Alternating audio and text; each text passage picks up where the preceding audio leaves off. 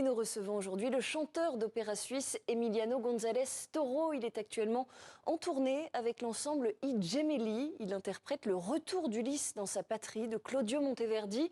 Bonjour Emiliano González Toro, bienvenue dans le 64. Merci, bonjour. Alors cet opéra, le retour d'Ulysse dans sa patrie, d'abord, qu'est-ce qu'il raconte ? Qu'est-ce qu'il raconte? Il raconte l'histoire d'Ulysse. Et il raconte un petit peu l'histoire même de Pénélope et de la cour de Pénélope qui a attendu 20 ans le retour d'Ulysse. Et cet Ulysse, il revient après toutes ces péripéties qu'on connaît de l'Iliade. Et il revient à la cour. Il est aidé par Minerve, la déesse.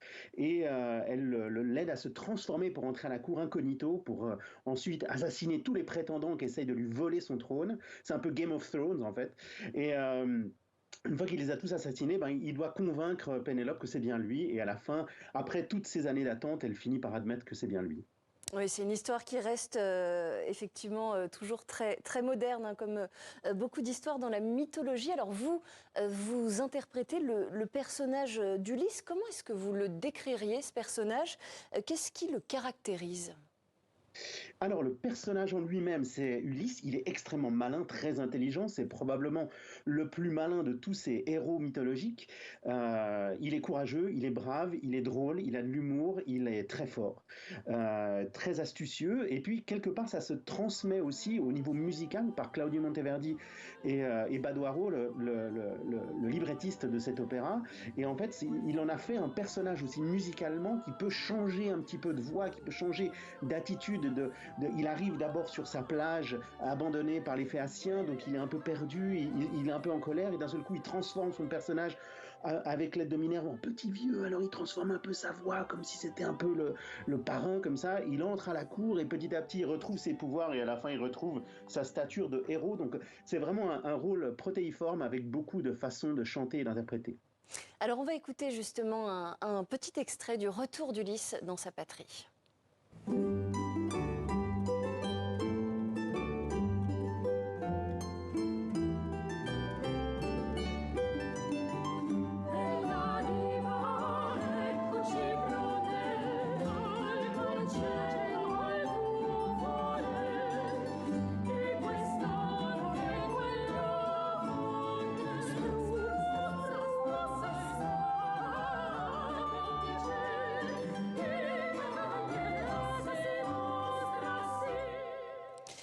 Emiliano González Toro, vous le disiez à l'instant, Ulysse c'est un personnage qui est protéiforme.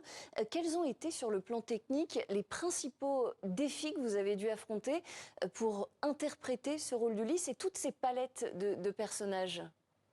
En réalité, ce qui fait la singularité de cette musique, c'est que on est au tout début de l'opéra, donc on est en 1640. Les premiers opéras sont nés à peu près 30-40 ans plus tôt, et on est au tout début de l'interprétation. Et il n'y a pas encore ce qu'on appelle aujourd'hui cette espèce de défi vocal et technique qu'on peut aller voir si vous allez voir un opéra de Verdi ou de Puccini. Forcément, le ténor, il doit chanter vraiment très très fort par-dessus un énorme orchestre, il doit chanter très haut. Ou bien alors si vous allez chez Rossini avec beaucoup de vocalises dans tous les sens, aussi avec des tessitures donc très grave et très aiguë, assez importante. Et en fait, dans cette musique du XVIIe siècle en Italie, on n'est pas du tout là-dedans. On est dans la façon de raconter un texte et raconter une histoire. Et le défi, c'est de réussir à comprendre ce texte, de pouvoir l'analyser, de pouvoir l'interpréter et de pouvoir faire en sorte qu'on le comprenne si bien qu'on puisse le raconter et le chanter. C'est ce qu'on appelle le recitar cantando dans cette musique italienne, et qu'on puisse le transmettre à un public et qui puisse le comprendre même si il ne parle pas italien. Et en fait, c'est ça un peu le défi de cette musique, de pouvoir le chanter et de pouvoir le dire d'une façon si naturelle et si évidente que tout le public peut le comprendre. Oui, vous dites que c'est comme une pièce radiophonique ou du théâtre sonore, hein, finalement. C'est ça, en fait, c'était le but un peu avec cet enregistrement, c'est-à-dire que quand on fait un disque qui dure pratiquement 3 heures, forcément, ça peut rebuter quelque part les gens qui n'ont pas l'habitude. Et en fait, on a eu envie d'enregistrer ce disque pour en faire une espèce de pièce radiophonique, c'est-à-dire qu'il y a même des effets spéciaux sonores. Chaque chanteur caractérise son rôle d'une certaine manière, avec un bouffon, avec des prétendants, avec des dieux, avec des accompagnements musicaux et instrumentaux. Là, on voit Philippe Jarouski qui nous fait La fragilité humaine, qui est probablement le plus grand Contre-ténor. les temps, qui nous a fait l'honneur d'ouvrir le bal avec dans le prologue en chantant les premières notes de cet opéra. Et en fait, l'idée, c'est vraiment que chaque personnage soit tellement bien incarné qu'on puisse comprendre, là vous avez les prétendants avec Pénélope, qu'on puisse comprendre chaque situation. Et alors Monteverdi, vous le disiez tout à l'heure, il a créé donc cet opéra en 1640. À quoi ressemblait à l'époque une scène d'opéra et à qui s'adressait l'opéra? Est-ce que c'est une performance qui s'adressait aux érudits ou au contraire plutôt au grand public? Alors en fait, ça dépend un petit peu de la période. En 1640, ça devient un peu plus général, c'est-à-dire qu'on a besoin, on est au tout début de ce qu'on appelle l'opéra public, qui n'est pas fait pour une commande d'un mécène. Quand un mécène commandait, par exemple, c'était le cas pour l'Orphée en 1607, il a été commandé par le duc de Mantoue et le mécène a donné tout l'argent nécessaire pour monter cette production. Et donc là, ça s'adressait vraiment aussi à un tout petit public, peut-être y avait-il 80, 100 personnes, on ne sait pas, mais il y avait très peu de monde, la pièce était très petite, mais à l'arrivée justement de l'opéra public et du théâtre public, on s'adressait pas seulement aux érudits, mais aussi peut-être au maréchal Ferrand ou à la Bonne, et qui avait envie d'aller une soirée, comme on le fait d'ailleurs aujourd'hui, et tout le monde peut aller à l'opéra, et on n'est pas forcément obligé de connaître tous les codes. Et il fallait qu'on puisse plaire et pas seulement émouvoir et instruire. C'était vraiment ce principe qu'il fallait pouvoir parler à tout le monde, ceux qui connaissent beaucoup et ceux qui connaissent un petit peu moins. Et alors, il y a une autre chose qui est intéressante, c'est que ce retour d'Ulysse dans sa patrie, il se présente comme un livre-disque. Pourquoi est-ce que vous avez choisi ce format? En fait, on avait envie, c'est le plus gros projet qu'on a monté avec notre label et notre ensemble. On avait très envie de raconter cette histoire et pas seulement juste de l'enregistrer bien, mais aussi d'en faire peut-être un objet qui marque un peu le coup de ces 3 ans et demi de travail.